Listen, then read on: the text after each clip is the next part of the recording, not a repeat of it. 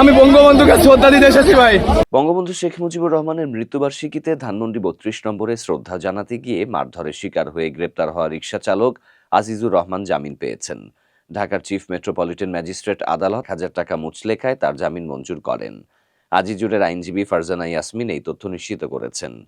Police ও আদালত সূত্র জানায়, ধানমন্ডি থানার উপপরিদর্শক মোহাম্মদ তৌহিদুর রহমান একটি হত্যাচেষ্টার পুরনো মামলায় আজিজুরকে গ্রেপ্তার দেখানোর আবেদন করলে আদালত তা মঞ্জুর করে তাকে কারাগারে পাঠানোর আদেশ দেন। তবে ঢাকা মেট্রোপলিটন পুলিশ ডিএমপি এক বিজ্ঞপ্তিতে জানিয়েছে, আজিজুর রহমানকে কোনো হত্যা মামলার আসামি হিসেবে গ্রেপ্তার করা হয়নি। তাকে চলতি বছরের এপ্রিলে করা একটি নিয়মিত মামলা সন্দেহভাজন আসামি হিসেবে আদালতে পাঠানো হয়েছে। এই বিষয়ে সামাজিক যোগাযোগ মাধ্যম ও কিছু গণমাধ্যমে বিভ্রান্তিকর তথ্য ছড়ানো হচ্ছে বলেও ডিএমপি জানায়। উল্লেখ্য, ১৫ আগস্ট দুপুর ১:১২টার দিকে আজিজুর রহমান নিজেকে রিকশা চালক পরিচয় দিয়ে ফুল হাতে বঙ্গবন্ধুর ভবনে শ্রদ্ধা জানাতে যান। তিনি জানান, তিনি কোনো রাজনীতির সাথে জড়িত নন, শুধু বঙ্গবন্ধুকে ভালোবেসে এসেছেন। এ সময় কয়েকজন তাকে মারধর করলে পুলিশ তাকে উদ্ধার করে নিয়ে যায়।